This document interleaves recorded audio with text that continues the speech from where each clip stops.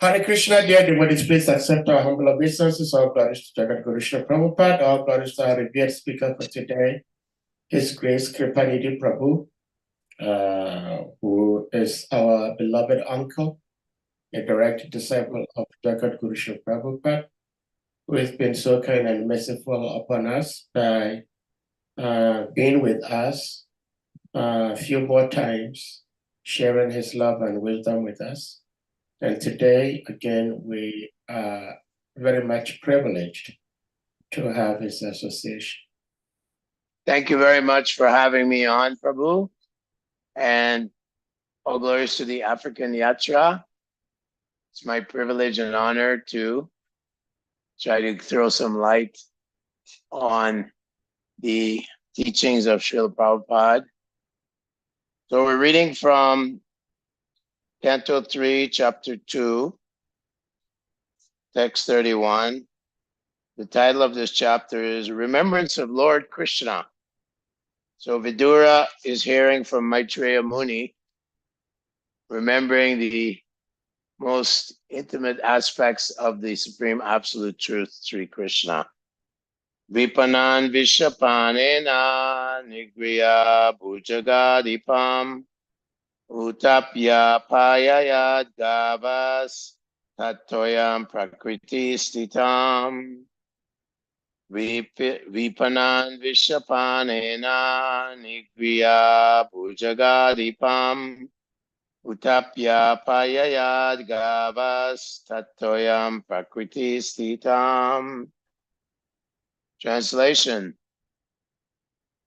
The inhabitants of Vrindavan were perplexed by great difficulties because a certain portion of the Yamuna was poisoned by the chief of the reptiles, Kaliya. The Lord chastised the snake king within the water and drove him away. And after coming out of the river, he caused the cows to drink the water and proved that the water was again in its natural state. Text number 32. Ayajayat Gose Sabina Goparajam Dvijotamai Vitasya Chorubarasya Chikirshan Sadvyayam Vibhu Ayajayat Gosabena Goparajam Dvijotame Vitasya Chorubarasya Chikirshan Sadvyayam Vibhu. Translation and purport by Srila Prabhupada. The Supreme Lord Krishna desired to utilize the opulent financial strength of Maharaj Nanda for worship of the cows. And also he wanted to give a lesson to Indra, the king of heaven. Thus he advised his father to perform worship of Go, or the pasturing land and the cows, with the help of learned brahmanas. I repeat that. The Supreme Lord, Krishna, desired to utilize the opulent financial strength of Maharaj Nanda for worship of the cows. And also he wanted to give a lesson to Indra, the king of heaven. Thus he advised his father to perform worship of Go, or the pasturing land and the cows, with the help of learned Brahmins. Since he is the teacher of everyone, the Lord also taught his father, Nanda Maharaj. Nanda Maharaj was a well-to-do landowner and owner of many cows. And as was the custom, he used to perform yearly worship of Indra, the king of heaven, with great opulence. This worship of demigods by the general populace is also advised in the Vedic literature, just so people can accept the superior power of the Lord.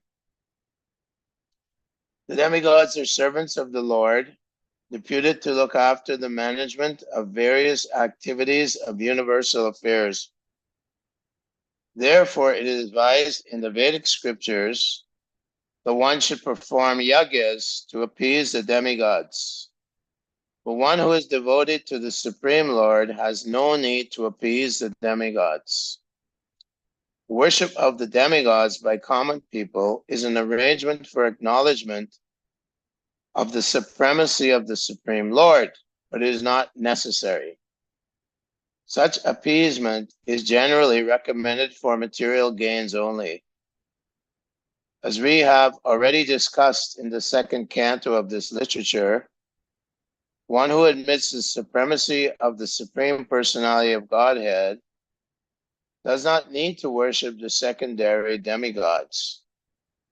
Sometimes, being worshipped and adored by less intelligent living beings, the demigods become puffed up with power and forget the supremacy of the Lord. This happened when Lord Krishna was present in the universe, and thus the Lord wanted to give a lesson to the King of Heaven, Indra.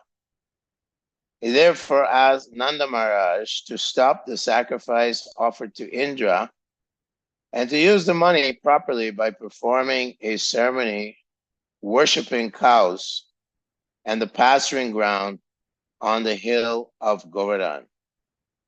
By this act, Lord Krishna taught human society, as he has instructed in the Bhagavad Gita also, that one should worship the Supreme Lord by all acts and by all their results. That will bring about the desired success. The Vaishyas are specifically advised to give protection to the cows and their pasturing ground or agricultural land instead of squandering their hard-earned money. That will satisfy the Lord. The perfection of one's occupational duty, whether in the sphere of duty to oneself,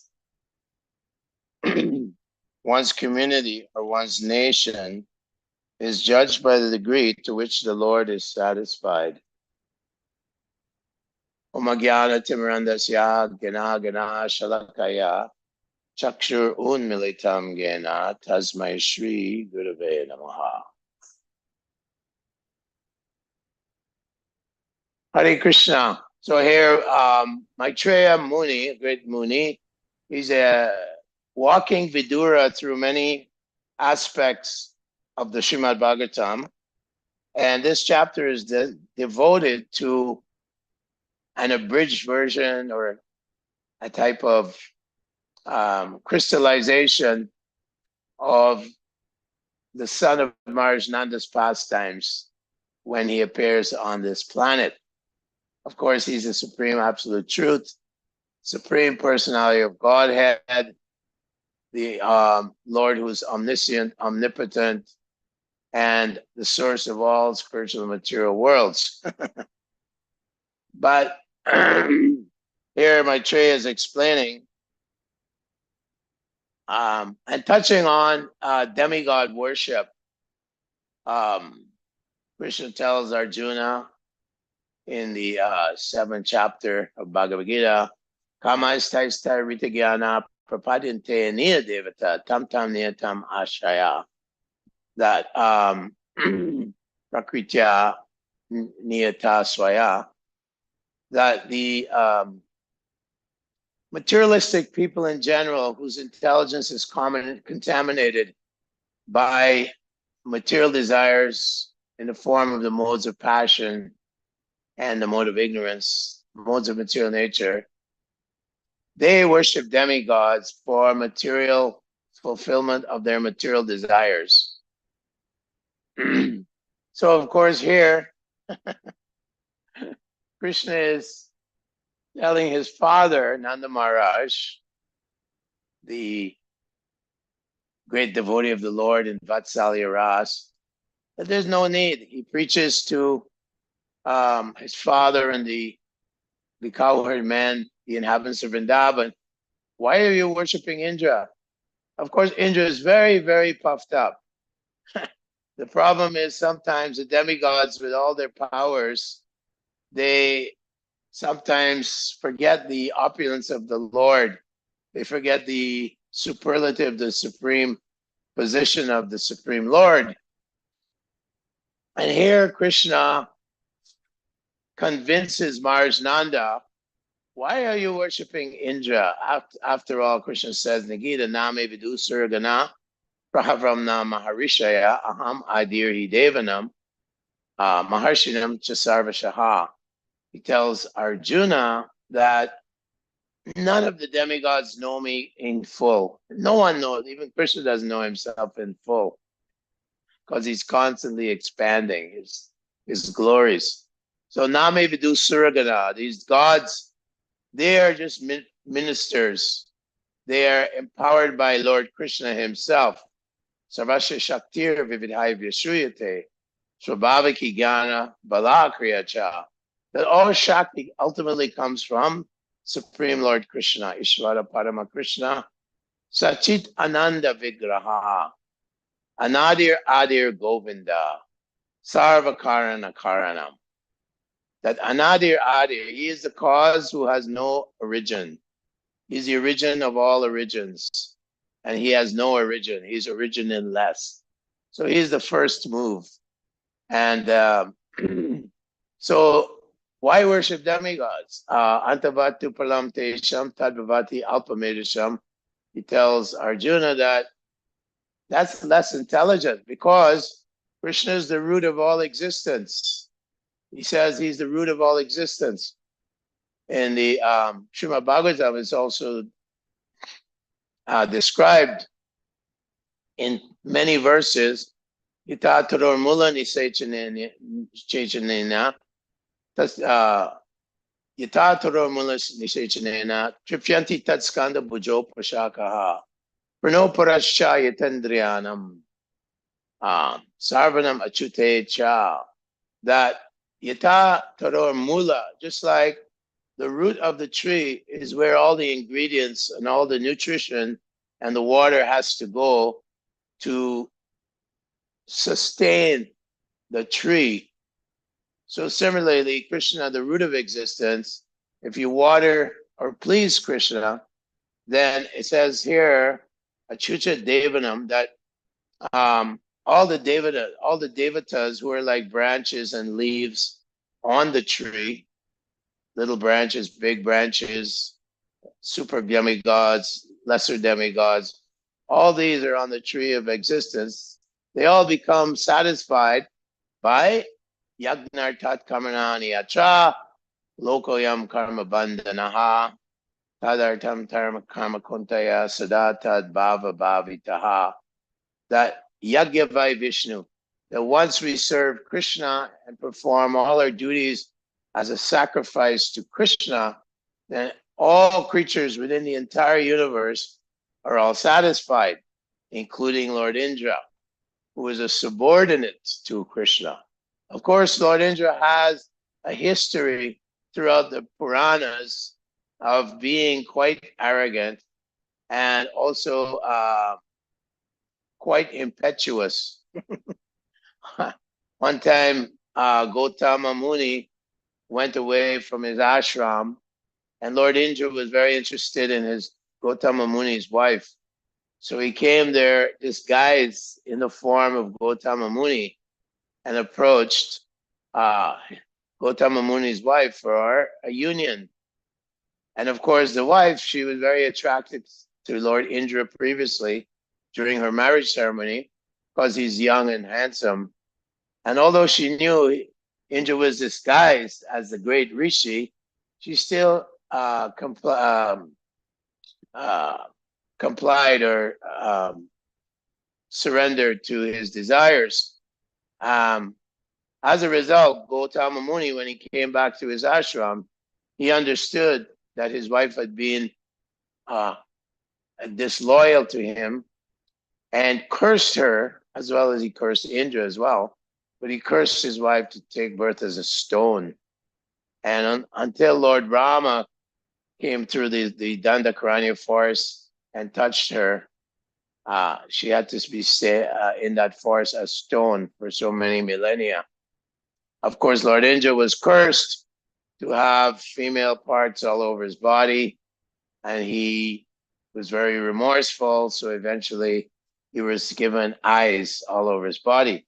So this is Lord Indra. He also, we know that Maharaj Prithu was performing 100 horse sacrifices, Ashwamedha Yagyas, in ages gone by, long ages gone by. And on the 100th horse sacrifice, Indra came disguised as a Kapalika sannyasi. Kapalika sannyasis are tantrics, and they walk around with skulls, and they perform the black arts. So not a really like a sattvic sannyasi. And this guy, he stole the horse for the sacrifice. Of course, Prithu Maharaj's son, Vijitashva, he chased this Indra throughout the universe and, pointed his arrow at Indra, and Indra released the horse. But this happened innumerable times, 2 or 3 times. Lord Indra persisted in stealing the 100th horse sacrifice. Why? Lord Indra didn't want Prithu Maharaj to be as glorious as he did by performing these 100 horse sacrifices. So, and even there within the demigods, what to speak of lust, Lord Indra was quite lusty, and would send apsaras also to break the vows of like Vishwamitra Muni and others. He didn't want these great munis to become too powerful. He was afraid for his position. So this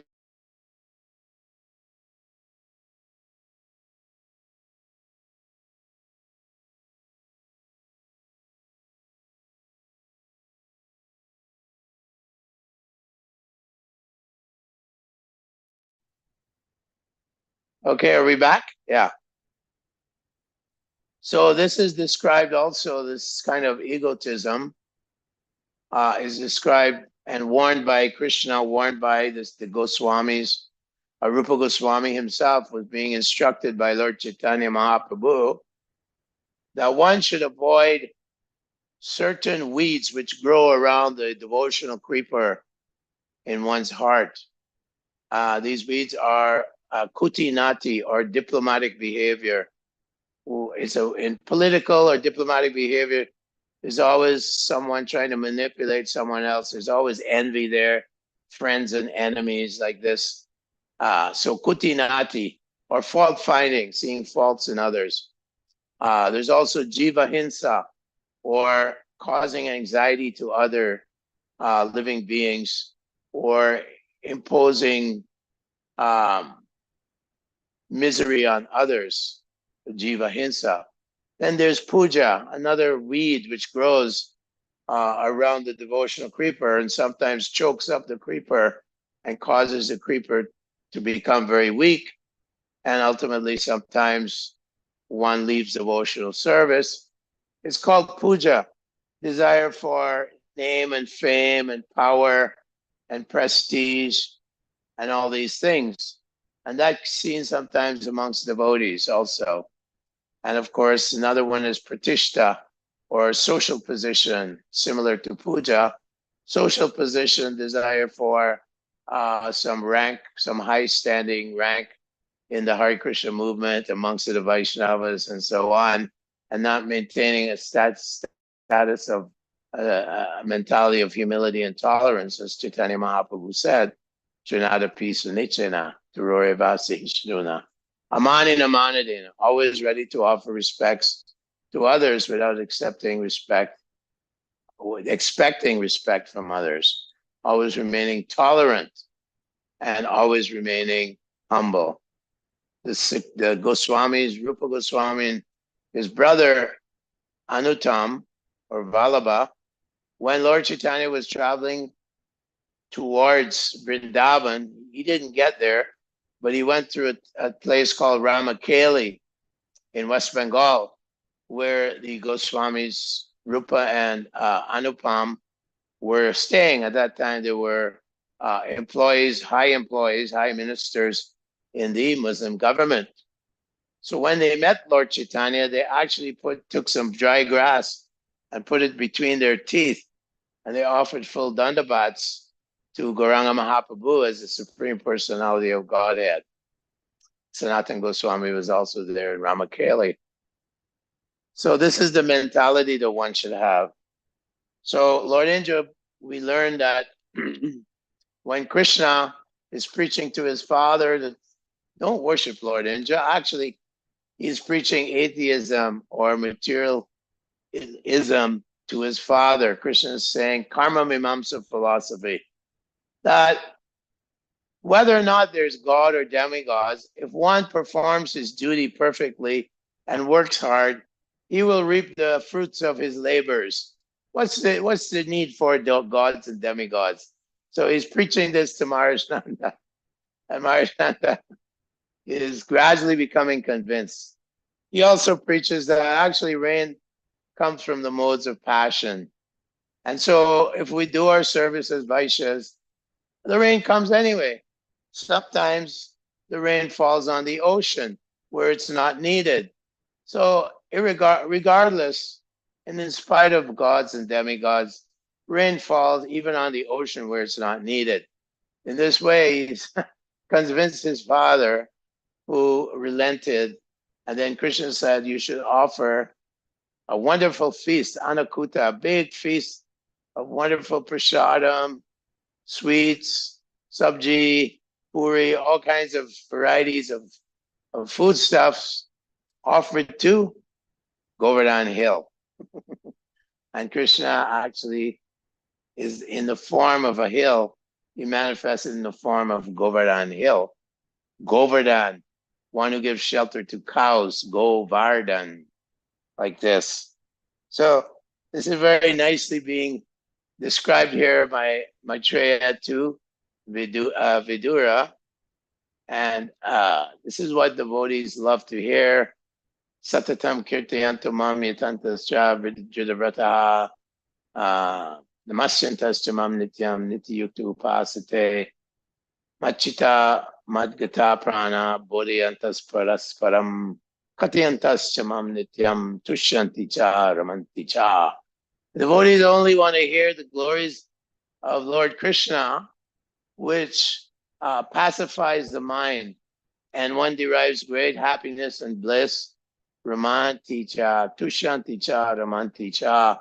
One derives so much satisfaction because Krishna is a source of all happiness, all bliss, all nectar.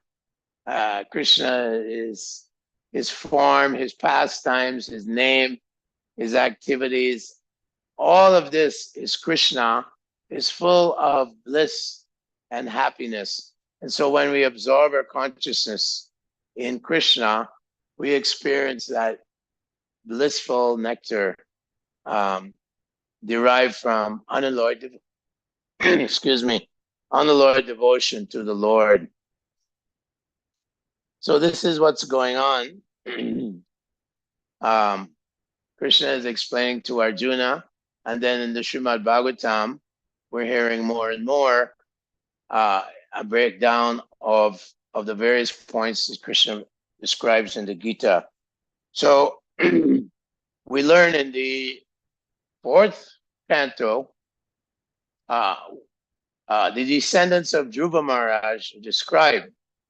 So one of the descendants of Dhruva Maharaj was guided by materialistic acharyas, materialistic Brahmins, Brahma Bandhus, or those Brahmins who are not really devotees of the Lord.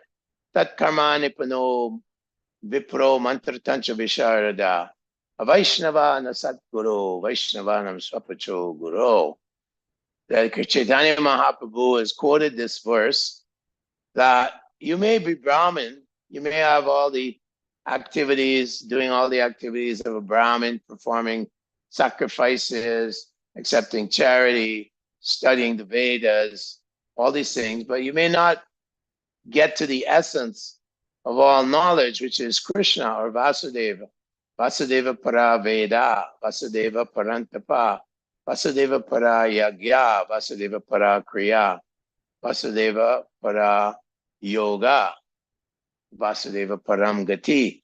Like Vasudeva Krishna who was born as the son of Vasudeva and Devaki in the prison of Kamsa in Mathura, that he is the goal and purpose of everyone's life, of all our activities.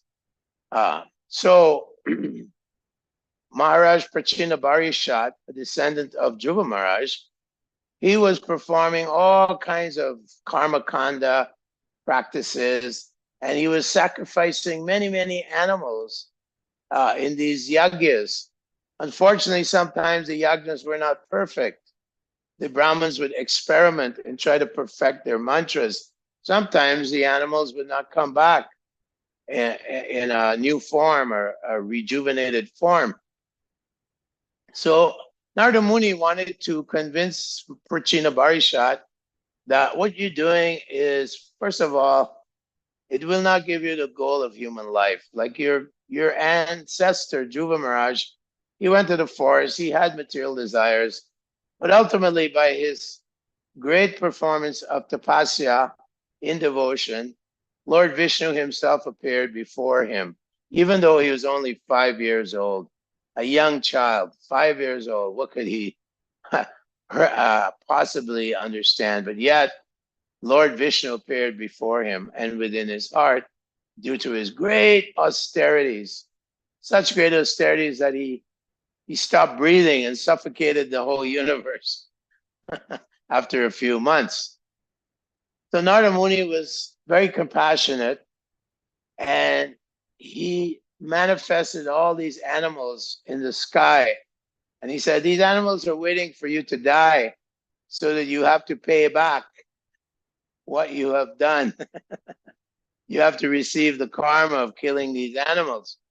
Prabhupada mentions in one purport there, Mam Saha means me and he. I will eat him, he will eat me. I will kill him, he will kill me. So these the laws of karma are very, very strict. So in order to not be too affrontal with Maharaj Barhishat, Narada Muni gave an analogy about a king named Puranjana.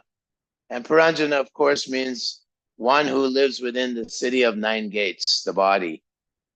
And he gave this allegory of how Maharaj Puranjana was traveling throughout the world, and he came to a kingdom, a city, and the city had beautiful, very opulent city with beautiful buildings and beautiful gates, 9 gates.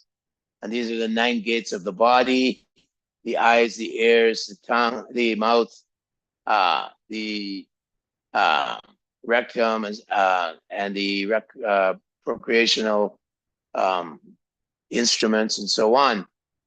So he's explaining this as an allegory, and that in the center of the city there is a garden, and the garden represents material desires. Various flowers are being produced, various fruits are being produced. And then, of course, he meets Puranjani, a beautiful woman. That is one's material intelligence. Therefore, Krishna tells Arjuna in the 7th chapter, Kamasthaistarityagyana prapadyante nina devata tantam niyatam ashtaya. That prakritya niyama aniyatam swaya. That contaminated intelligence by material fruitive desires. Your intelligence is like a materialistic wife. So Puranjani was very attractive, and she was also attracted to Maharaj Puranjana. And they lived for hundreds and thousands of years, and he was just a slave to this material intelligence, to this Puranjani. And there's a very humorous description that when the queen was happy, he was happy. When the queen was sad, he was sad. When the queen lamented, he lamented.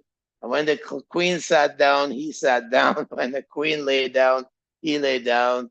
When she ate, he ate. It goes on and on.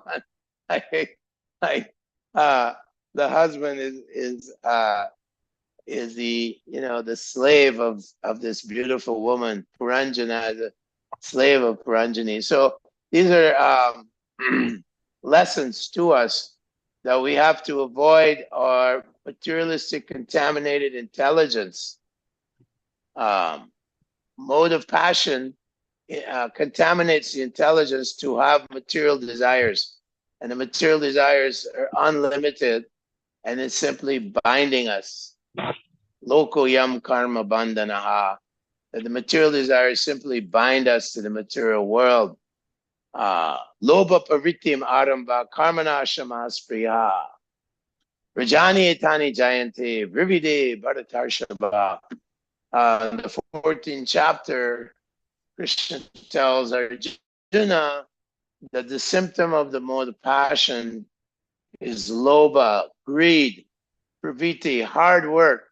People are working hard day and night, running to work, working in the factories or the office buildings, and driving at breakneck speed every day to go to work, simply to enjoy their senses, simply for sense gratification, and also forgetting that they're spirit soul servant of Krishna. Jeev Jago, Gora Chandra Bole, Kota Nija Jayo Mayo, Vishachira Kole. That you're sleeping in the lap of the witch called Maya, and you're simply trying to enjoy your senses, which eventually will disappear. So in this way, we learn that in the city of nine gates, Mars Puranjana is enjoying. He forgets the purpose of his life. And then death personified comes, Yamaraj comes. And the sister of Lord Yamaraj is old age, Jara. And she comes. And eventually, the soldiers of Lord Yamaraj attack the city. 360,000 soldiers attack the city and destroy it. So ultimately, the body is destroyed, as Maharaj Yudhisthira told Lord Yamaraj. Ahani bhutani gachanti yamalayam. Shesha stavram ichanti kimascharam ataparam. That ahani bhutani, step by step, every living being, every human, gachanti yamalayam, has to go and meet Yamaraj, unless they have the holy name of the Lord on their tongue, unless they're chanting the holy name of Krishna, then they have to meet Lord Yamaraj. Shesha Stavramichanti. That this is the greatest wonder in the world. That step by step, everyone is moving towards death. However, no one is thinking, oh, I'm next. Kamala Dala Jala. Jivana Talamala. Govinda Das says that life is just like a bead of water on a leaf. At any moment, that bead of water can fall. And away we go to the next life. Karmana Daivanechana Jeho Dantu Papataya Strio Parishtamadarat Pumsoreta Kanashaya. Depending on one's activities and the hand of God, one takes birth in the next species, in another womb, perhaps in an egg, in different species of life. Purusha Prakriti Stohi, Punkte Prakriti Sadgunan, Karanam Guna Sangosya, Sadasa Joni Janrimashu. That you can take birth in all, take your pick, 8,400,000, 84 lakhs of species, aquatics, insects, animals, humans, demigods, so many species that you can take birth in, depending on your behavior in the human form of life, and so on. I mean, it's described in the third canto here, Kapila Dev's instructions to Devahuti, that, at the time of death, the materialistic man, he can't even speak. There's a gura in his throat. He can't tell his relatives, he has so many desires. He thinks that he is the maintainer of his family. Pumsos trio maitani bhava metam tayor eva ride granti mahu ato griha shecho sutapti vitayar Janasyamo hoyam aham mameti. One is bewildered. This attraction and connection between man and woman. The knot in the heart becomes bigger and bigger. Oh, I have to get my daughters married. I have to take care of that. My children all have sufficient money. And in this way, one thinks that he has this great empire that he himself is sustaining, not understanding that Krishna says, Bhoktaram Yagyatapasam Sarva Loka Maheshwaram Suridam Sarva Bhutanam Gatvamam Shantim Richati. That those great sages, they know that I am the supreme object of all sacrifices and austerities and penances, the supreme proprietor of everything that be. And in this way, those great sages can experience peace and happiness. The great Mahatmas, Mahatmanastamam Paratam Prakritim, Dina Prakritim Ashraya, Vajanti Ananya Manaso, Gyatva. That these great Mahatmas, these devotees of the Lord, they have crossed this ocean of birth and death and placed their life at the lotus feet of Lord Krishna. So that is the greatest commitment one can make in life, is surrender everything to Krishna. Machita sarva durgani mat prasada drishyasi atacha tvam ahankaram nashoshasi vinangshasi. In the 18th chapter, Krishna tells Arjuna, just become conscious of me. Machita sarva durgani. And then I'll remove all obstacles, all your problems. The problems of birth, death, old age, and disease. The problems of samsara, passing through so many species of life, birth after birth. He says, I remove all of that if you simply become conscious of me. If we surrender to the great devotees of the Lord like Narada Muni, these great acharyas like Narada Muni, and so on, then we have hopes of going back home, back to Lord Krishna. Otherwise, Nakatika Topi, we're just lost in this world of birth and death. Mamu Pecha Punarjama Dukalayama Shashvatam Naptamanti Mahatmanas Samsidim Paramam Gati. We want to go back to the world where Krishna is constantly dancing with the gopis, where he's constantly herding cows, Sarabi cows, of course, and he's surrounded by Lakshmi Sahasratasa Sambrahma Sevyamanam, surrounded by millions and millions of goddesses of fortune.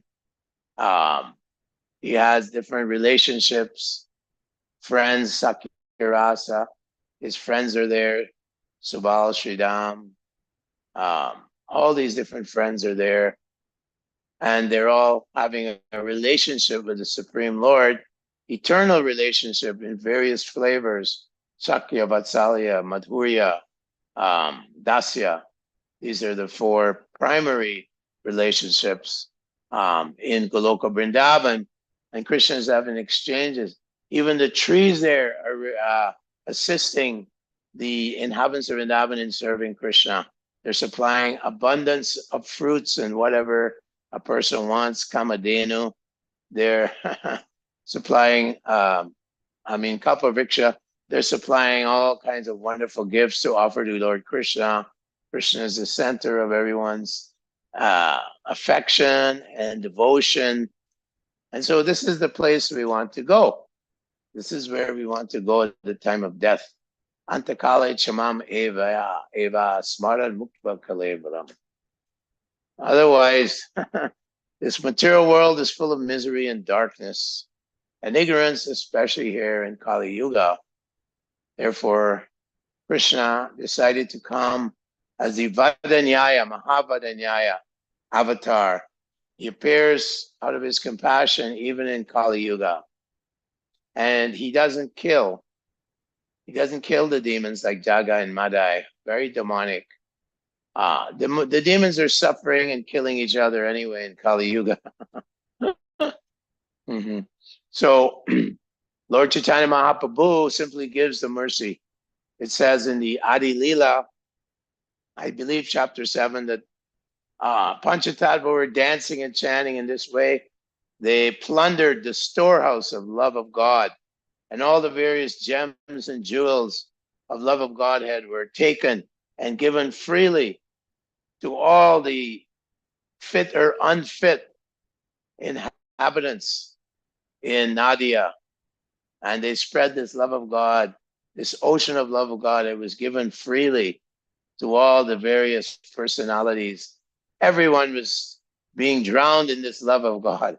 Even if they didn't want it, they were given this love of God. Even Amoga, the son-in-law of Sarvabhauma Bhattacharya, he was so envious of Vaishnavas. He was so envious that he criticized Lord Chaitanya Mahaprabhu. Oh, look at you, you're eating enough. Envious. This is the problem. Dvesha. Dvesha means envy. So in the material world, so much envy against different personality, envy against this person, envy against that person.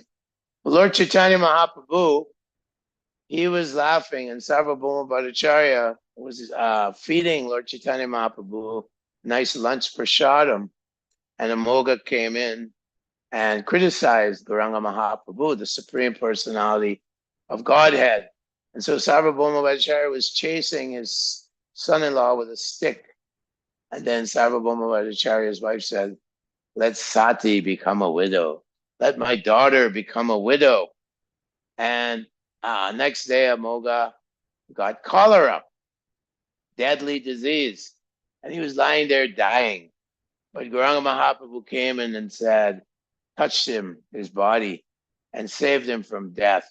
And said, the heart of a Brahmin should never be filled with envy and jealousy and hate. And then Amoga realized that this is the Supreme Personality of God who I've offended. And he was slapping his mouth. Oh, this mouth is given so much vituperation, so much vile poison against the Supreme Lord. He felt great remorse. And he was forgiven by Lord Chaitanya and was endowed with love of God, even though he had no such qualification. So we can understand that if we engage in the Lord's devotion favorably, if we engage favorably the Lord's service, how much mercy will we receive? We simply have to continue with enthusiasm, patience, and determination. Utsahan vishaya dhiryat, nischaya dhiryat, tat karma pravartanat, sangatyagam sato vrite, sadvir bhakti vilashiti. Utsahan, enthusiasm, nischayat. We have to be patient. Rome was not built in a day, as they say in the West. Rome was not built in a day. So patience is very important. We have to avoid offenses to the holy name. We have to avoid the sadhu nishta, offenses to the devotees of the Lord. In fact, to any living being, one should avoid jiva hinsa. This is one of the weeds which can grow in our hearts. Jiva hinsa, or violence, or vituperation, or dislike, or dislike or scorn of other personality, other beings, even innocent living beings. Lord Chaitanya blessed a dog. Shivananda Sena was attached to a dog, and Lord Chaitanya fed this dog some coconut pulp and made the dog chant Hare Krishna and sent him back to the spiritual world. So Bhaktivinoda Thakur says, let me just be a dog in the house of a Vaishnava. Let me be just a dog in the house of a Vaishnava. So this is the mentality of a devotee. Bhaktivinoda Thakur says, let me take birth. I think Lord Brahma said, let me take birth as a piece of grass in Vrindavan so the inhabitants of Vrindavan devotees can step on me. So this is our our determination, our patience, and our enthusiasm required, and adhering to the regulations given by the acharyas, following the footsteps of the great acharyas. Otherwise, the holy name will not have full effect if we don't accept the bona fide Guru Parampara, which has been spread all over the world by Srila Prabhupada himself, with great endeavor and great determination, even in the face of so many reverse conditions, health conditions, heart condition, all these things. Srila Prabhupada prevailed and was greatly determined, writing all these thousands of purports for us, all these books that he wrote. He's an empowered Shaktivish avatar, and we have to take shelter of his lotus feet and not deviate or drift off back into the world of birth and death. So thank you very much for your offering your ears. I hope I could offer something of value to you, and I offer my respects to you. Hare Krishna. Hare Krishna. Thank you so much, dear uncle, Kripanidhi Prabhu. So beautiful, sharing your love and wisdom with us as always. And we want to formally recognize we have His Grace Ishwara Prabhu in the Sangha. Ishwara Prabhu, Hare Krishna. Haribo Ishwara Prabhu. Yes. It is by the kind mercy of Ishwara Prabhu that we got in touch with you, Prabhuji. Thank you. Thank you, Ishwara Prabhu. Yeah. My friend. My good friend in Vrindavan. Yeah, Send some blessings to me. Good you're here tonight. Haribo. Haribo. You're in Prabhupada's room. No, it's actually my place. Oh, this is your, in so many books in the background, it looked like Prabhupada's room there. Yeah, no. Haribo. Sure, Prabhu, do you have something to share? Well, I have to give you a class in the next 30 minutes. Okay, so you may speak before anyone else. No, I think Kripanidhi Prabhu has spoken very wonderfully. Yeah. Especially about the story of King Puranjana and the Puranjani, which actually apply to all of us. So Nadamuni has nicely explained the journey of the living entities in the material world by narrating his stories to King Prachinabhari by the journey of the living entity. So it's, You can continue on at 10 o'clock. No, my class is at 10 o'clock, which is, so, a lot of, I remember I was in, I think I was in Delhi. I think I was in Delhi. Whereby I was making reference to this story because they were just in a canto 4, and this instruction of Nadamuni to King Prachinabhari was mentioned. And whereby, just like in his song, Srila Bhaktivinoda Thakur, he had composed this song called Dulaba Manava Jama, how the human birth is very, very rare to take. Dulaba Manava Jama, that is very, very rare, but we just don't take advantage. We think that we are here to enjoy and all that. But the old age is going to come. And when the old age comes, what's going to happen? So, so a lot of instruction is there. You know, this story of King Puranjana, you know, it's very, very instructive, which is actually about ourselves. Mhm. So devotees should read that story again and again. And when you read that story, don't just take it that you are reading some fable. Oh, that's not just a story. No, you have to apply it to yourself because that's what Nada Muni wants. That's what I was telling the King Prachinabari about this particular. He was telling him about himself.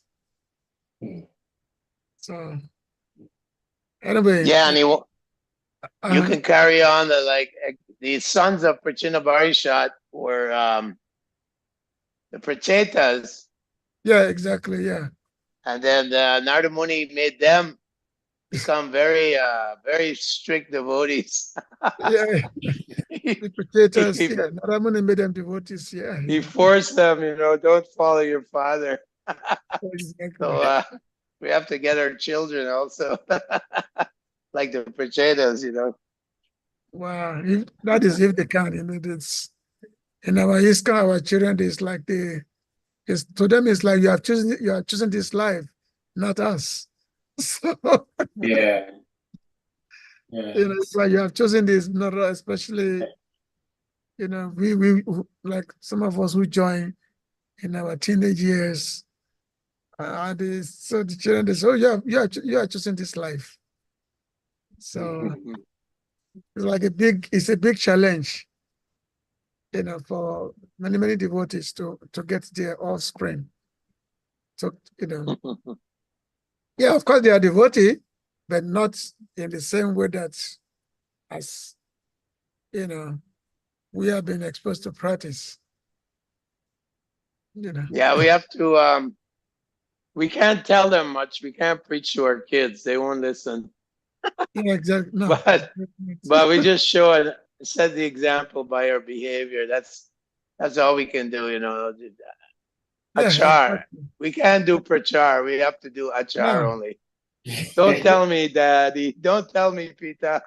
Yeah, I know I no, they know will not everything. listen. Yeah, they will not listen. They Especially won't listen. my kid were born in Vrindavan, and they said that Yeah.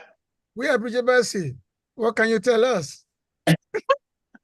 Because we are born in Vrindavan, so it's like, what can you tell us? We are Brijabasi. You cannot tell us anything. Exactly. You can just Oh, imagine. Yeah. yeah. But they see you're a good example. So that will impress them more than anything. It's just a living example. That's my experience. Just try to be a living example. Yeah, that is the best preaching. Exactly, the best preaching. Yeah. Yeah. Well, Prabhuji, thank you so much, Shri Shri Prabhu and Kripanidhi Prabhu.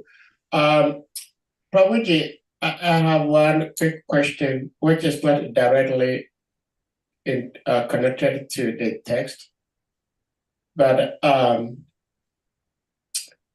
it is so nice. I mean, we are all different and we all study differently. And it's so nice to me when I hear, especially like an Indian born devotee, speak and quote from the scriptures in Sanskrit or in Bengali language.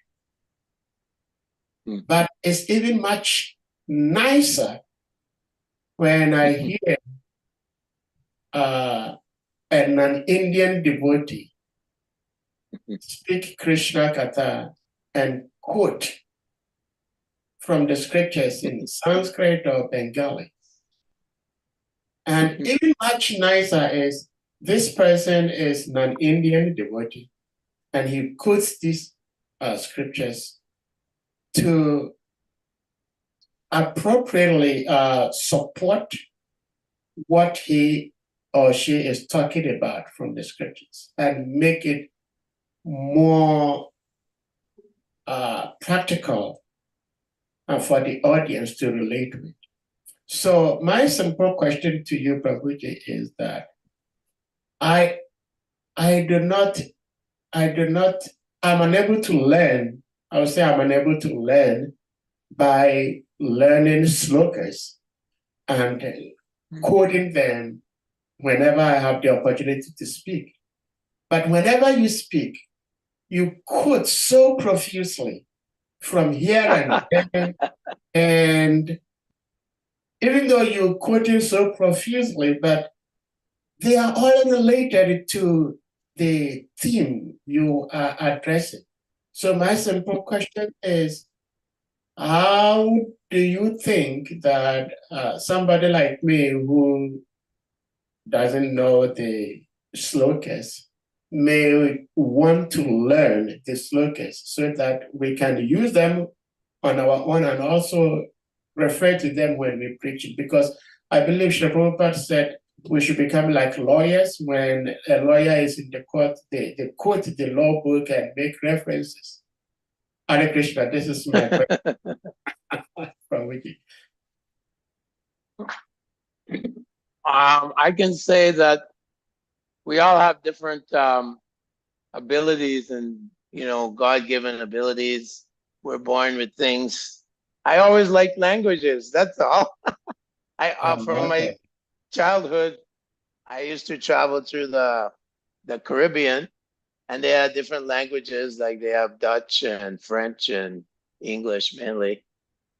And I always picked up. So every devotee is gifted with certain abilities and talents, and we can use those talents in the service of Krishna. I know many advanced devotees that they don't know too many verse slokas. Like I was close with Radhanath Maharaj because I used to meet him in New Vrindavan when I was traveling Sankirtan. I never lived in New Vrindavan, but we'd meet, and he always struck me in brahmachari life. I knew this person is very deeply Krishna conscious, and yeah, he knows some verses, but his realizations are far more profound than mine. He speaks from his heart. That's the one example.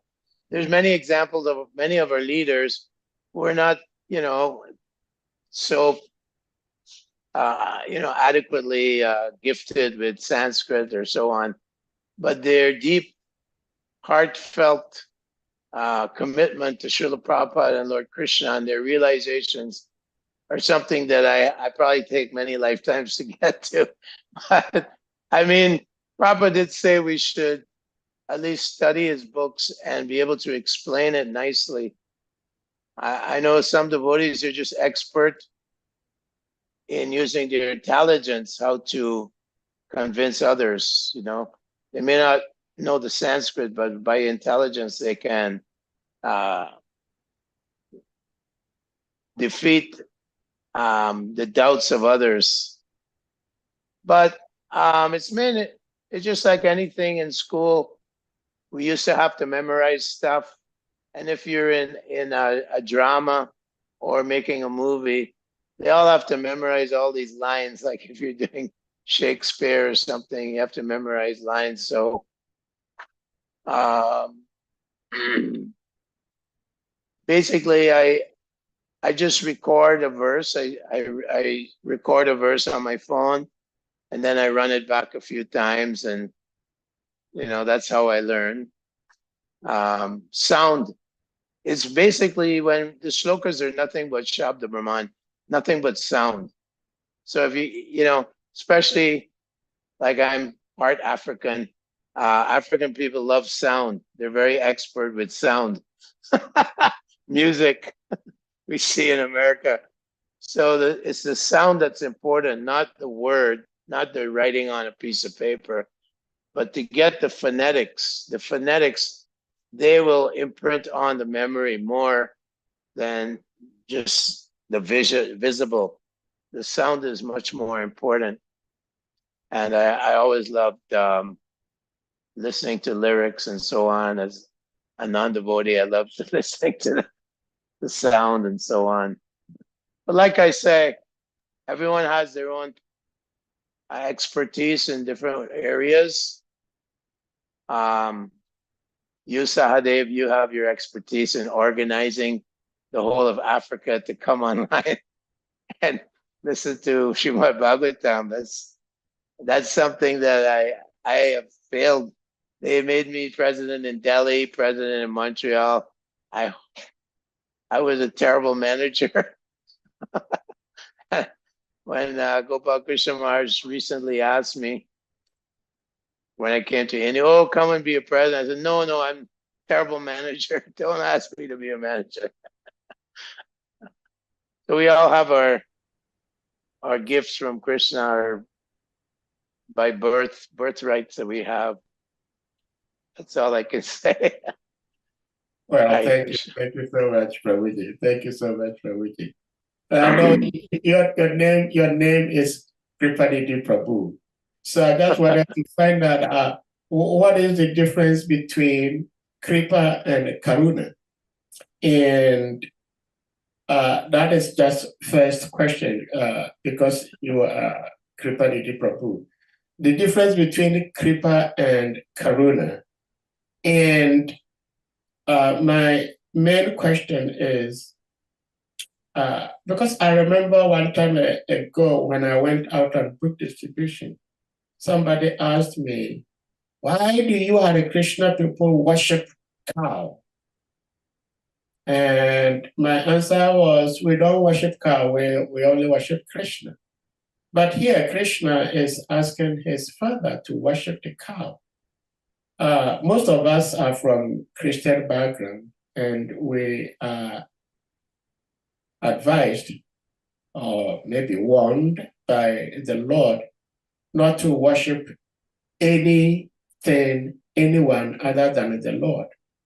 And here, the Lord himself is also asking his father to worship the cow. So what does that mean when one worships the cow? So these are my two questions.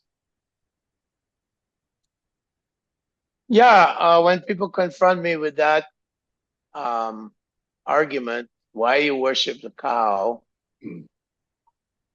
basically I say that all life is sacred. So we should have homage and respect for all life. And therefore, we're actually vegetarians. And specifically,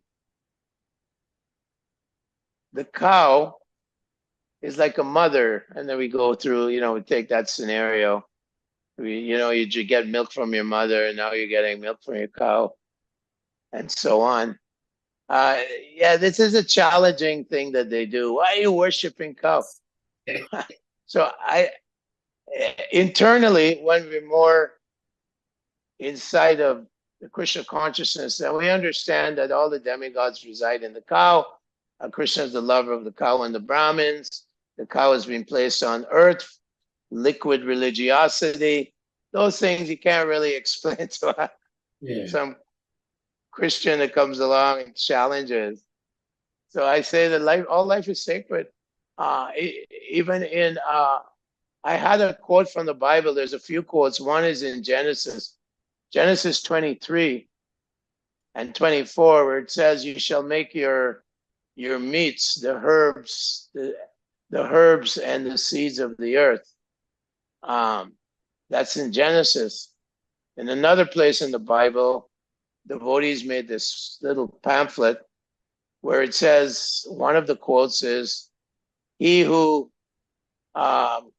killeth an ox is as if he slayeth a man."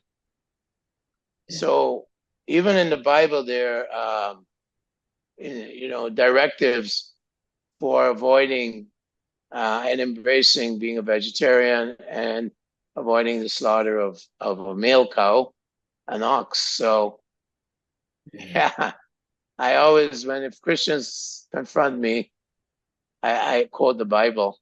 Okay. Well, thank you so much, Prabhuji, for the beautiful answer.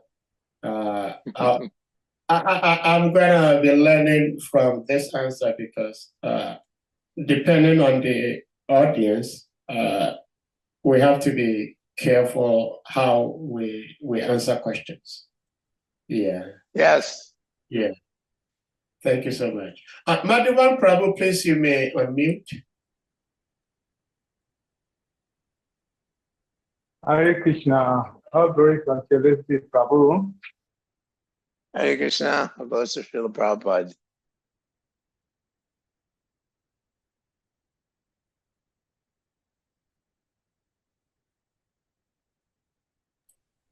Yeah, Madhavan Prabhu, you may go ahead and speak. That narration, I want to think, Hare Krishna. Hare Krishna, we can hear you. So, according to this narration, that when Krishna said that Nanda Maharaj should worship the cows and the pasturing field, I think he did that just to provoke Indra, because from the purport, it was explained that the Lord wanted to give a lesson to King of Heaven, Indra. So I thought provoking, it should be if you deny a demigod his worship, and then you now said that same person should now worship cow and pastoring. I believe it's a kind of provocation. And I start to imagine how it could be so provoking, and how King Indra will take such a situation, how he's going to accept it. Hare Krishna. Sahadev, I don't can know if you you understand. Yeah, you were breaking up, Madhavan Prabhu. Yeah. Your connection was quite weak. But Okay, maybe I should leave my audio. yeah, turn up, yes, and then go ahead and speak. So what I'm saying is that in this particular instance, it's like Lord Krishna wanted to provoke Indra, because inside the purpose, it was explained that the Lord Krishna, wanted to give a lesson to the King of Heaven, Indra, asked Maharaj Nanda to stop the sacrifice offered to Indra. You know, so it's like Krishna wanted to provoke Indra, and that's why, because it's going to be very provoking if someone should stop worshiping the demigod that he has been worshiping normally, and then now to worship cow. You know, the demigod will see it as an insult, and maybe through that way, Krishna wants to deal with Indra. I think that's why he recommends that specific worship at that particular point in time. Okay, I'll try to repeat what you said. Okay. So, Thank you very Kripalini Prabhu, what Madhavan Prabhu is saying is that from the direction of Krishna telling his father not to worship Indra but to worship the cow, he is saying that in the purport, Srila Prabhupada states that Lord Krishna wanted to teach Indra a lesson. And because Lord Krishna wanted to teach Indra a lesson, Lord Krishna asked his father to worship the cow, which will appear very insulting to Indra. So more or less, Krishna was agitating Indra. So in that particular moment, he thinks that is why Krishna asked his father to worship the cow. So if you have something to share in that regard. Thank you, Prabhu. You're welcome, Hare Krishna. Yes. Worshipping the cow and also Govardhan Hill. In the purport, it says, worshipping the cow and the pasturing ground on the hill of Govardhan. So not just the cow, but also a hill.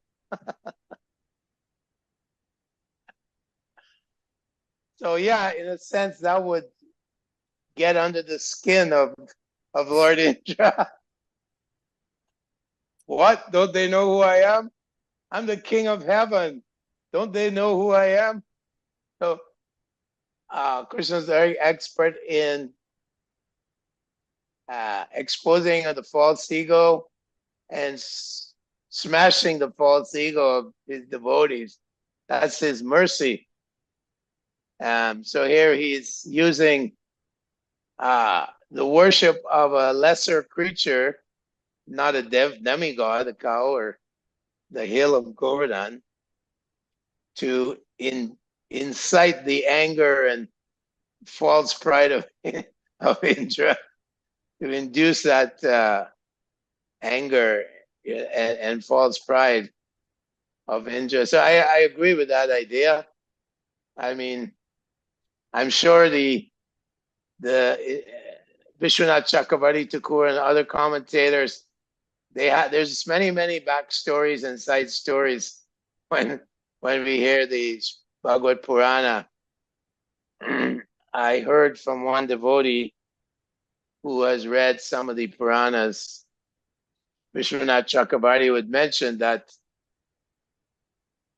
Govardhan Hill had not really been in the association of Krishna for many yugas, like previous Satya Yuga. And so Govardhan Hill was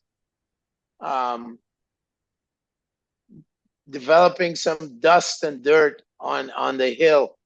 And so Vishwanath Chakravarti Thakur had mentioned that he arranged for Indra to send the Samvartaka clouds with huge rainfall to wash and clean Giri Govardhan.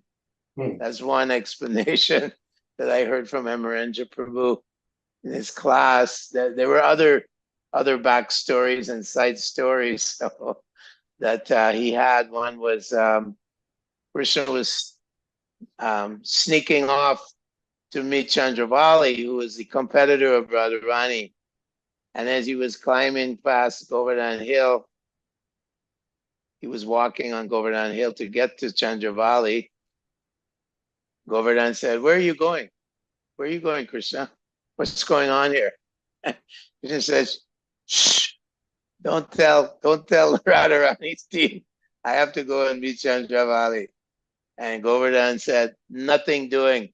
I'm on Radharani's team. Nothing doing. You do that, I will tell Radharani." So Krishna's footprints were there. Govardhan said, "I'll show Radharani your footprints." And so the acharyas say that Krishna arranged for Indra to come and wash away his footprints to get rid of the evidence, to eliminate the evidence that he was sneaking off as a debauchee. You know, Krishna is the player and the debauchee, with the gopis. That was another explanation I heard from Amarendra Prabhu. Yeah. So yeah, I'm sure there's a side story here that worship the cow and worship Govardhan, the king of all hills, king of all mountains, Giri Govardhan. Yeah. And the cow. Yeah. Well, thank you so much. Madam Prabhu, thank you for your insight, and His Grace Kripanidhi Prabhu, thank you for the explanation. All these other revelations to the same story makes our philosophy or our Siddhanta so beautiful, that it's not just like one straight jacket quote. It has different patterns, yet it's the same thing. Anyone else with something to ask or share before Prabhuji leaves for the day? Prabhuji is here, so his time is quite late. Hare Krishna, Thakur Prabhu. Yeah, please accept my obeisances. Thakur Prabhu, please hold on for a minute. Seems Kishore Prabhu wants to say something quick. Yeah, just before I leave, you had asked earlier, Kripanidhi Prabhu, that the difference between Kripa and Karuna. Yes. So Kripanidhi means the ocean of mercy. Kripa Yeah. means mercy, Nidhi Yeah. means the ocean. So Prabhu here is the ocean of mercy which you are getting. Yes. So Kripa and Karuna is the compassion. So Compassion. it Okay. means be compassionate. That's what it is. So Okay. so Prabhu, Kakambiri Prabhu is both. Is the ocean of mercy. He's also very compassionate. So therefore, Jai. yes, the African devotees. It's amazing how oftentimes the devotees live up to their names. Yes, it's amazing. Thank you so much, Ishwara Prabhu. Thakur Murari Prabhu, please, you may go ahead and unmute. Yes, Hare Hare Krishna. Hare Just Krishna. we have been since I'll go to Srila Prabhupada. And as usual, Where's an Prabhupada? appreciation to the speaker for the presentation. And we all welcome the Prabhupada's disciple. Yes. Yeah, so although we are disabled, we are eternally grateful for those first generation disciples. You know, did a lot of good work for us to belong. So thank you, Prabhu, for your presentation. And just to say, the stories about Indra is always so intriguing in the sense that although we know backstories, but we are saying that a story about Indra messing around with the moon, his wife. You know, Indra. Gautama Muni. Go to me. Yes. Yeah. Indra trying to steal the cow that his horse, yes. That Prithu Maharaj was doing the sacrifices. And so it's, I don't know, what is there to learn from the Indra's mood? Because you know, usually he has yes, because if you look at all those stories, Krishna, you know, took some valuable stuff to Indra, yes, you know, when I passed them, but when Krishna took Parijata flower or the tree, he wanted to fight. And no, I'm saying that somebody so powerful brought those things to you and you're going to want to fight that person. So is there something we can learn from Indra's his moods? Because you know, is usually he's doing something you know, that he has to be apologizing for. You know, so that's my so that's my input. Thank you for your question. Yeah. Prabhuji, I hope you got this question. I didn't quite catch it. Okay, of course, first of all, he expressed his appreciation and gratitude for you speaking today, and also expressed special appreciation to you all direct disciples of Srila Prabhupada, because it's by your mercy that all of us are here today. You know, because we did not meet Srila Prabhupada in person, but like Ishwara Prabhu was saying, and I think you yourself, you were saying the best teacher is our own lifestyle, our life experience. So we see your life experience and we get motivated to try to practice. But his question after addressing his appreciation is, what do we learn from this mood of Indra? Because there are so many instances where Indra will be engaging in activities that are not suitable for devotees, or for even on Earth planet, you say for like civilized human beings, but Indra engages in these acts. So what do we as devotees learn from the mood of Indra? Like you talked about Gautama. He disguised himself to have an affair with Gautama's wife, and he had to be cursed. When Krishna, Rukmini asked Krishna, she wanted the Parijata flower, and Krishna wanted to go get it. Indra was ready to fight Krishna. Indra was ready to fight Krishna when Krishna asked his father. So, in a brief, what do we learn from the mood of Indra? Yeah, he's a colorful character. Very colorful. And it shows, mixed devotional service can get you in trouble. False pride, of course. Lust, of course. When Gautam Muni was marrying his wife, I forgot her name, but Indra was at the wedding. And of course, he's much younger than Gautam Rishi. So he noticed that the wife was a little distracted by the young girl. She was quite attracted to Indra, even during the wedding. Indra also he killed the Brahmin, Vishvarup, who was making some secret offerings to the demons as well as the demigods. We hear about that pastime, where he cut the 3 heads off of Vishvarup.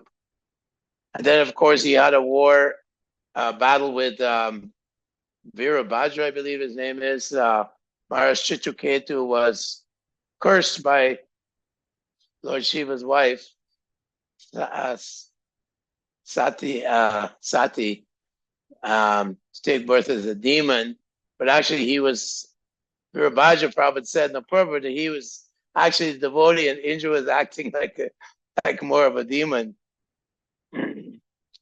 So the lessons are being learned here that devotional service, which is tarnished by the mode of passion or the mode of ignorance, by lust or envy or false ego, is not so pleasing to the Lord.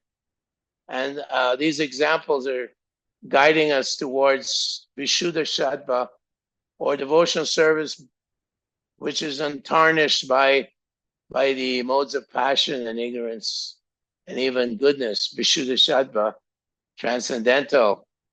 So we should not be distracted by these these qualities that may infiltrate into our consciousness as we go on in devotional service for 10, 20, 30, 40, 50 years. We have to keep navigating through all the different enticements of Maya and navigate to and keep on our mind on the goal, which is pure devotional service. Sudha Prema Bhakti or Sudha Nam, pure chanting of the holy name. Aparada Gucci, Sudha Nami Ruchi, Kabhi Havi Bolo Sedin Amar, giving up all types of offenses and tasting the holy name, Sudha Nami Ruchi. That is what we're aspiring for, and not being distracted or deviated by by Maya. Even Lord Brahma was influenced by the mode of passion and became attracted to his own daughter. What to speak of us? Indra himself, influenced by the mode of passion. Of course, rainfall, Krishna mentions in this Leela of Govardhan Hill, the rainfall comes from the mode of passion. And so Indra, in charge of rainfall, is influenced by this Rajagun, and he gets into a lot of trouble. But then he rectifies and reforms.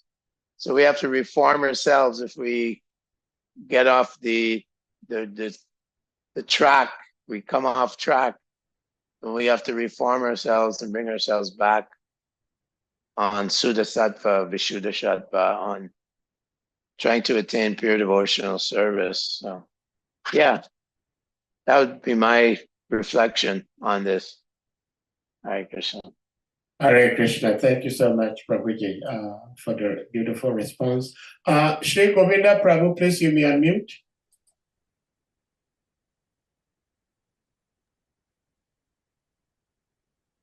Hare Krishna. Prabhu, please accept my respectful obeisances. All glories to Gurudev. All glories to Srila Prabhupada, and all glories to you. Hare And Krishna. again, thank you very much for this wonderful presentation.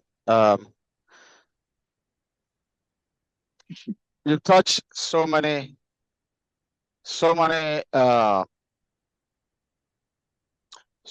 limbs of our philosophy, and again reminded us how important it is for one to become a devotee of Lord Krishna.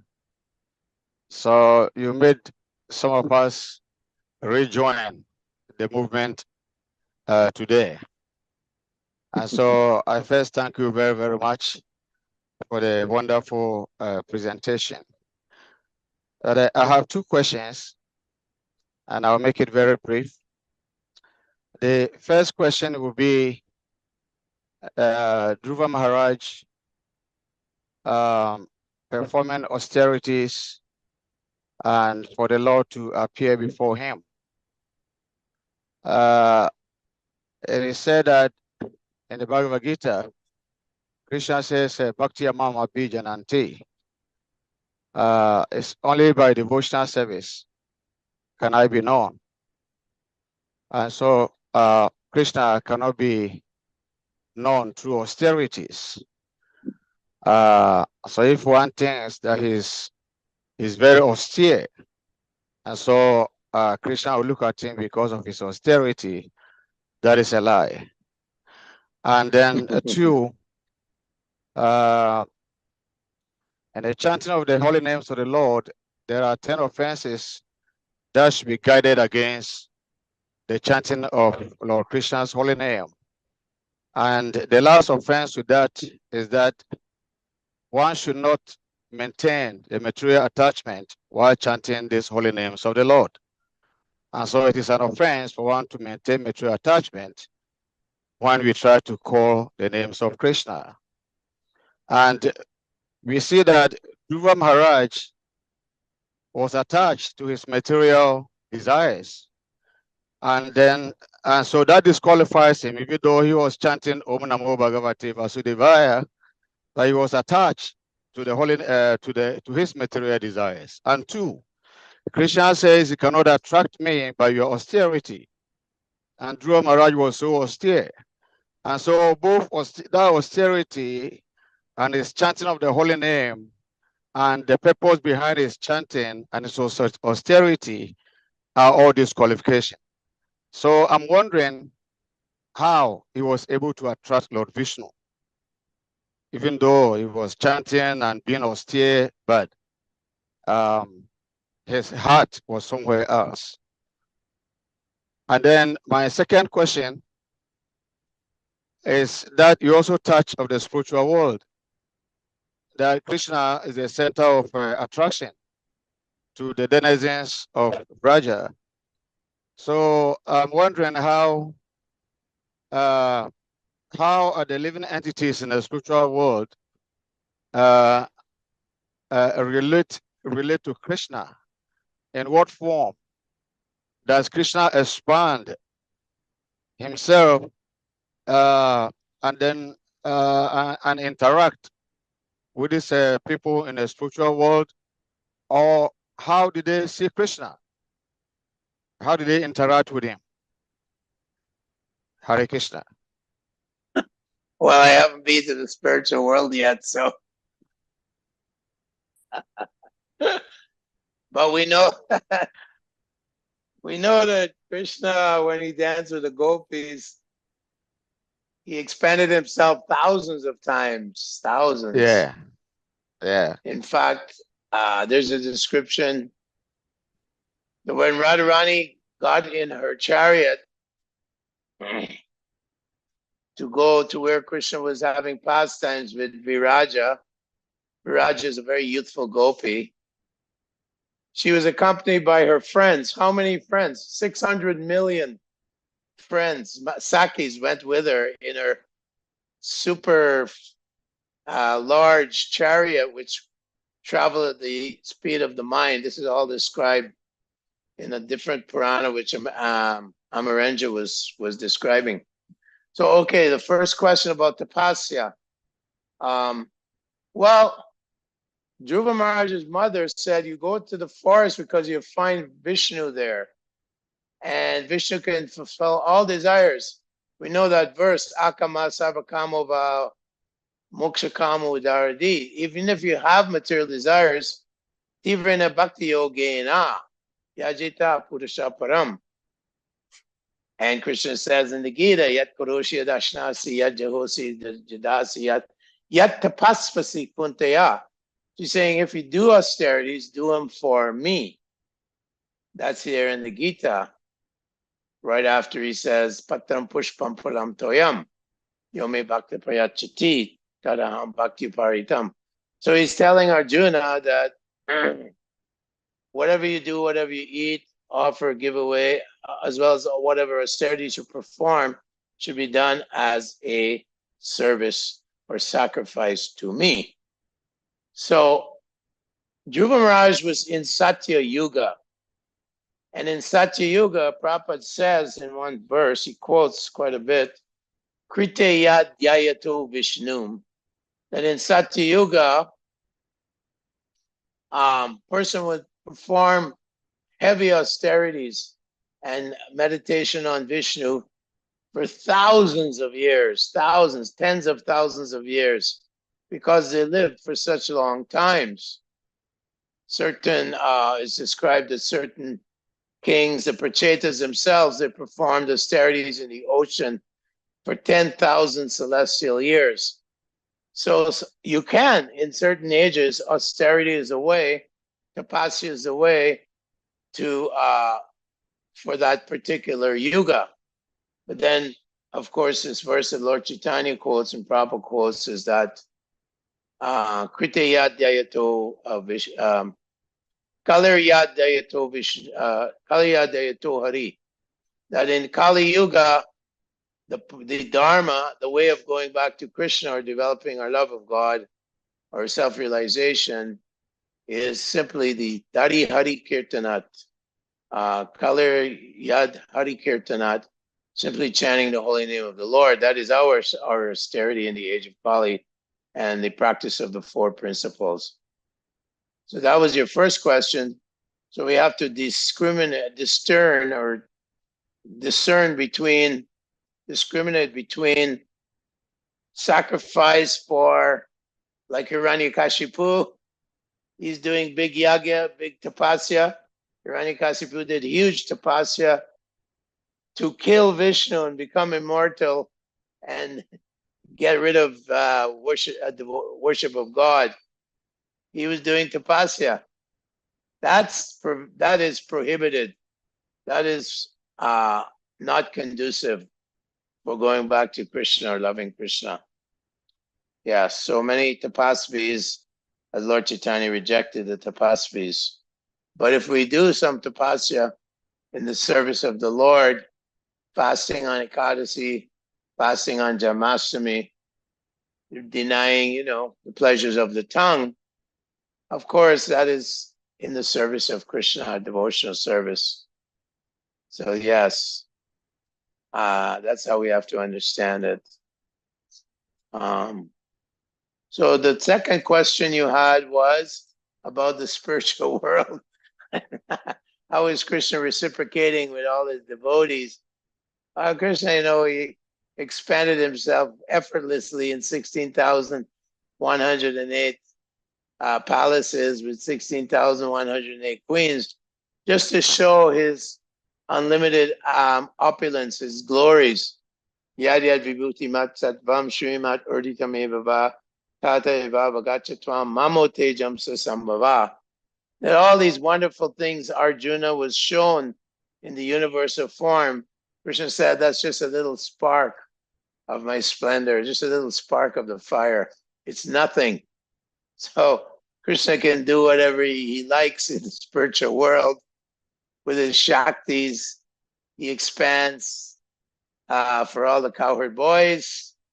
They all thought that when they were having lunch in the forest, Krishna was sitting in the center of a circle of cowherd boys, and they all thought Krishna was looking at them.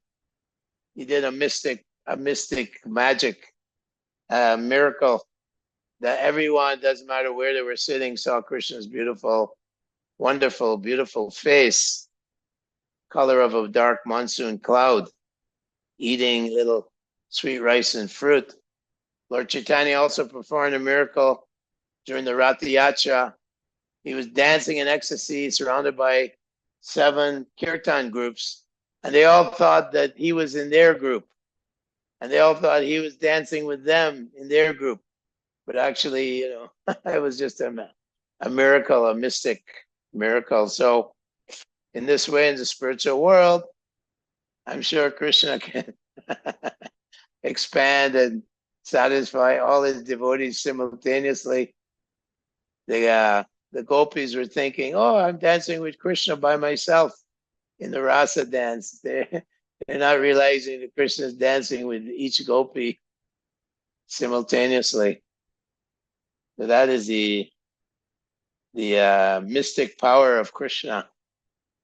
He is Yogeshwara, the Lord of all mystics. So, of course, I've never recently been able to get much insight into the spiritual Goloka Vrindavan, but we can learn from scripture, descriptions in the Brahma Samhita, and so on, that Krishna has the power and the capacity to satisfy millions and trillions of his devotees simultaneously. He had 999,000 cows to herd every day at the age of 6, Maharajnanda's cows, and he called each one by their name. So he has unlimited memory too. It's not like he has a computer with limited memory. His data bank is unlimited, and each name of the cow, he would call each cow singularly, 999,000, what to speak of, other things that he does. So this is the unlimited Shakti of Krishna. Yes. So beautiful. Thank you so much, Prabhuji. Thank you so much. See, there was this young girl who was very smart. Bob Marley says, some people play smart without being clever. This young lady was very smart. She was scoring A's in all her class exams. So at some point, she became a little disrespectful to her middle-aged mom. And the middle-aged mom reminded her, he says, listen to me, my loved one. When I graduated, when I was going to school, and I graduated with A's, there were no Siri, there were no Alexa, there were no Google.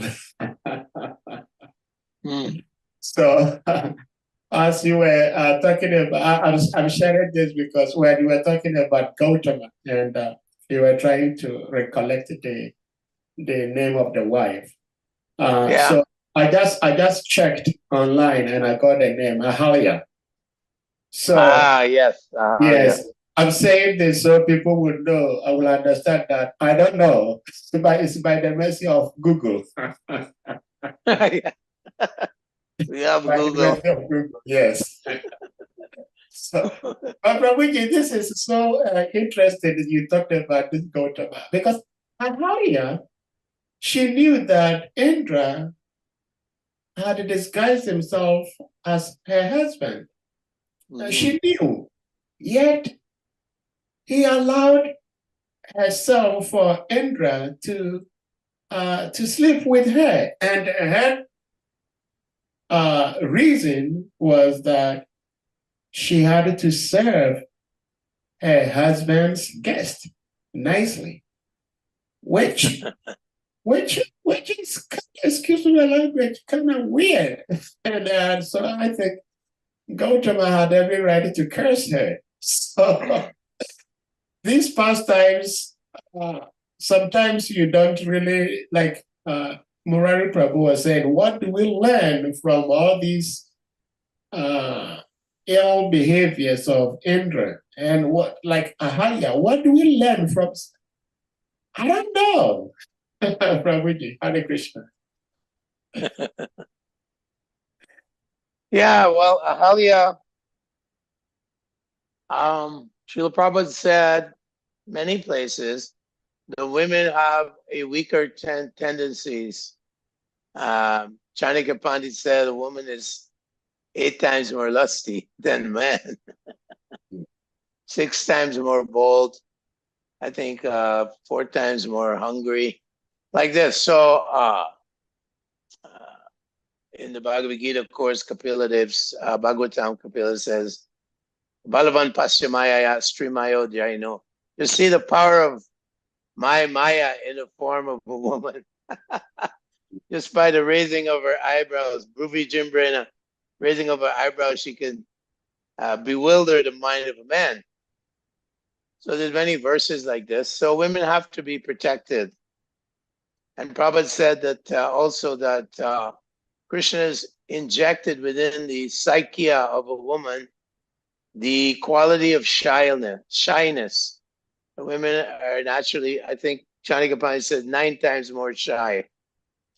So shyness, Prabhupada said, is a control valve in human society. Chanakya Pandit also says that Strinam Rupam Pativratam, that the beauty of a woman is her loyalty to her husband.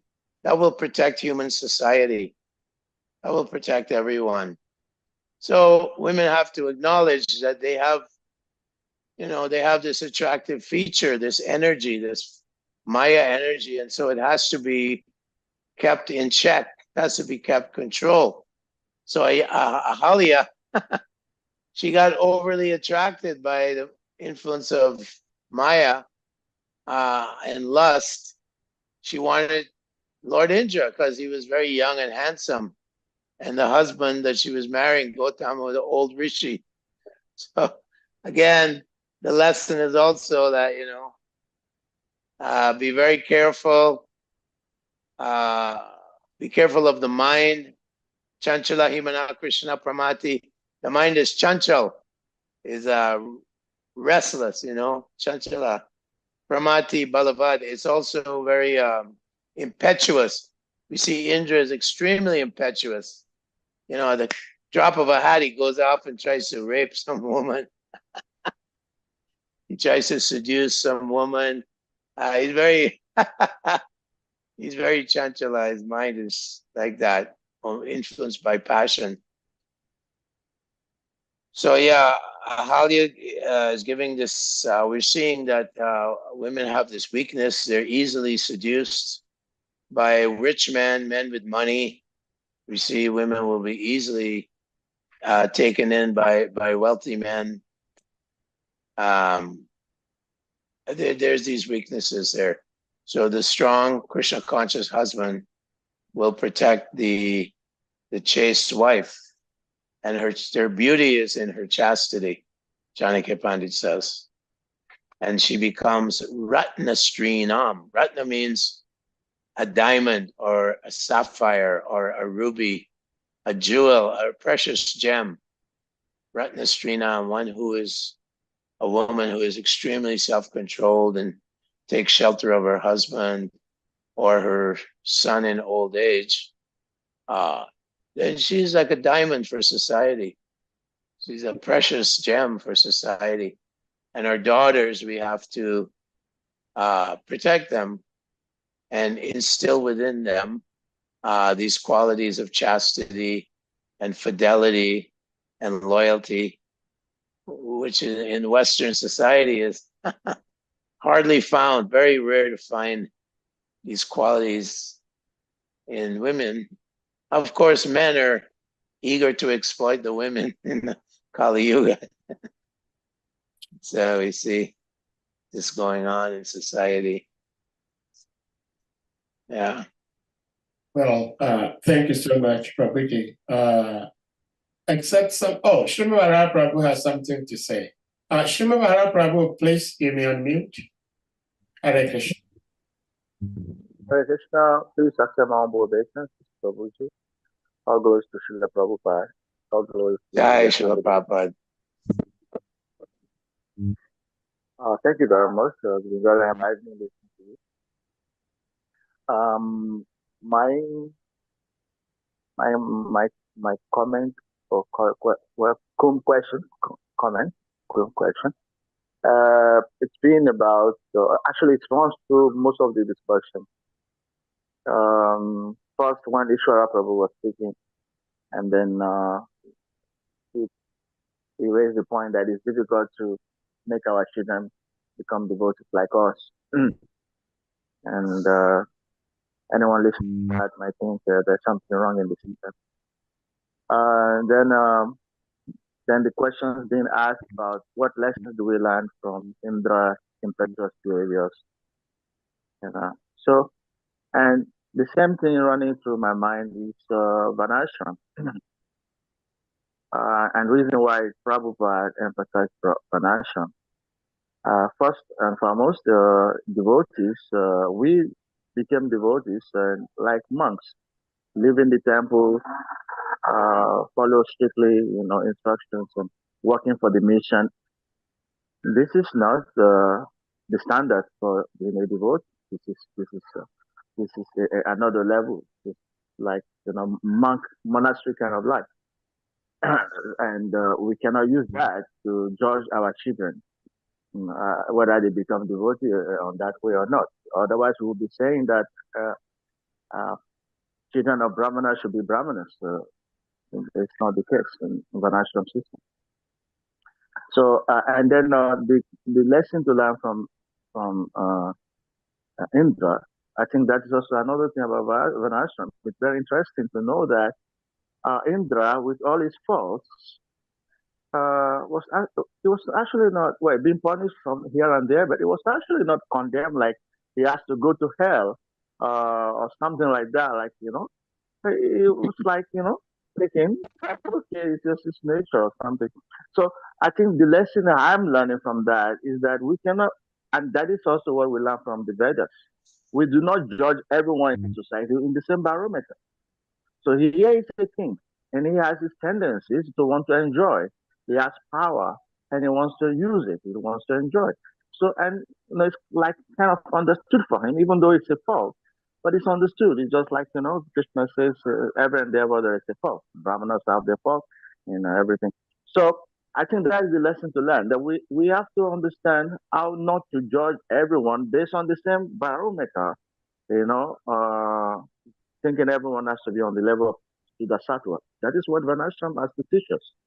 That we have to understand people according to their status in the society and the kind of mode they are functioning in. So this is just about the little contribution I want to make, and Prabhu, if you have something to say, thank you very much. Hare Krishna. Hare Krishna. Thank you for a deep understanding of Krishna consciousness, Varnashram. Prabhupada once established Varnashram because, like you're saying, some people have a tendency to be a Sudra. Some people have a tendency to be a Vaishya. Arjuna was a Kshatriya. He wasn't performing Brahmin activities. Shama Dhamma Tapaso Cham Shantirajvam. He didn't do that. Prabhupada said he didn't chant 16 rounds. He was fighting for Krishna as a Kshatriya. He was a warrior. So his Dharma was obviously different from a Brahmin Dharma. But one who centers on Krishna, whether he's doing Sudra, qualities of Sudra, which means serving the higher classes, which means labor, etc. Striyo Vaishyas Tata Sudras, Tipiyanti Paramgatim. They can also be advanced devotee and actually become a guru. Even a Sudra, one who may be engaged in Sudra activity. But if he's very, very Krishna conscious, there's no restriction on him becoming a guru. Tat karma nipano vipro mantra tantra visharada vaisnavanasa.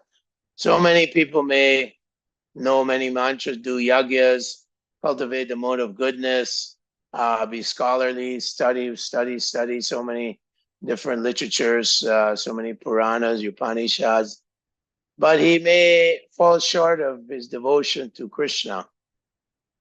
So he's rejected by Lord Chaitanya. And even if he's born in a family of dog eaters, that verse, Vaishnavanam Swapacho Guru, he may be coming from a dog eating family, but engaging in devotional service with a view to please Krishna under the guidance of a bona fide spiritual master, then he can become qualified to be a spiritual master, a guru. Vachavegam, Manasakota Vegam, Jiva Vegam. If he's so Krishna conscious, he's so involved in Krishna consciousness that his mind, his words, his belly, his genital, all the 6 pushings are all controlled because he's on Krishna, completely absorbed in Krishna, then he's qualified to be a guru. Ramananda Roy was not a Brahmin. He was considered Kayasta, which was Sudra. So this is the real understanding, the real Siddhanta that Lord Chaitanya is coming to teach. Gokashodat Babaji, he couldn't even write on a piece of paper. He couldn't read. But who's his disciple? The greatest scholar of the times, the greatest scholar of the time, Bhaktisiddhanta Saraswati Thakur, a living encyclopedia, is how he was described. So the Varnashram means Striyo Vaishyas. If you're even a body of a woman, Janava Devi, she is such a great acharya. She had many, many exalted disciples. She's in the body of a woman. Where does that fit into, this caste system, this concept of casteism, which sometimes even contaminates the Hare Krishna movement? Oh no, she's a woman. She shouldn't take initiate disciples, so on and so forth. Controversies come up. But Srila Prabhupada, he implemented Krishna consciousness in a very practical way. The girls were given Brahmin initiation. He gave them Brahmin initiation. He could see that in the West, girls and boys are treated equally. Girls can go out and distribute his books, go out and preach, and be gurus. Vartmana Padarshika Guru is one of the 3 gurus. And they can give shiksha also. They can give instructions from the Puranas, Bhagavad Purana, and Bhagavad Gita. And Prabhupada never said that women should not be gurus.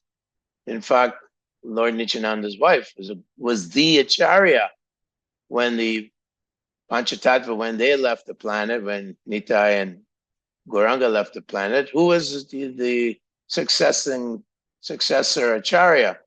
Was Janava Devi. She had many disciples, very exalted disciples.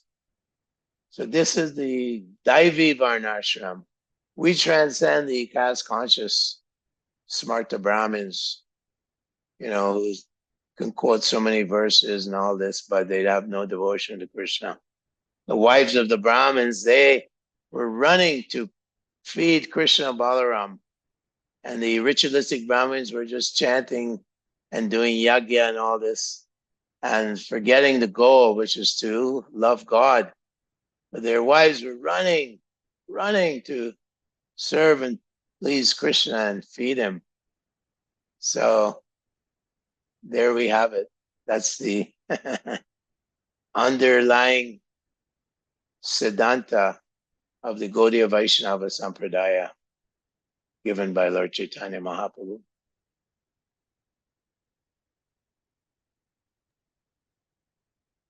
Hare Krishna. Thank you so much, Prabhuji. Hare Krishna. Sometimes when we have devotees like your humble self speak, it helps lots of us a lot, because what you just said, we had discussed this a few days ago on this very platform.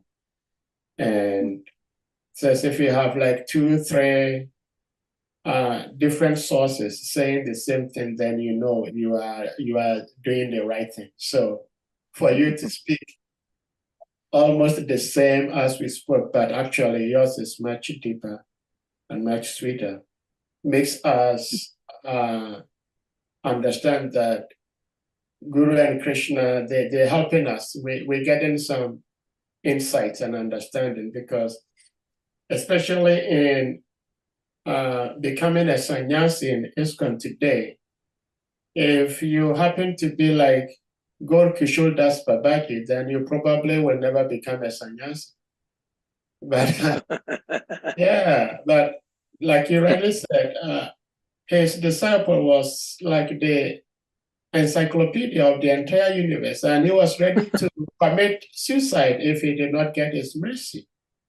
So thank you so much for sharing this. And we may have to bring this to an end, because as humble as you are ready to serve, but we're also concerned about your time, because you're in India, it's quite late, your time. And we can't thank you enough. And we hope to have your association more and more and more in the near future. I'm also hoping for your association. Thank you very much. Thank you so much. Thank you so much. So for this, we're going to humbly request you all to kindly unmute. And you see, we're all going to get unmute, and we chant Hare Krishna Maha Mantra to express our appreciation to our dearest uncle. One thing I said, Prabhuji is Kripa, his wife is of Karuna. So is it Hare Krishna? Hare Krishna. Krishna Krishna. Hare Krishna. Hare Hare. Hare Rama. Hare Hare. Hare Rama. Hare Rama. Rama Rama. Hare Krishna. Thank you very much. Vaishnavebhyo Namo Namaha. Nantapati Vaishnava Vrinda Ki Jai. All Ganesh Karuna Mayi Devi Mata Ki Jai.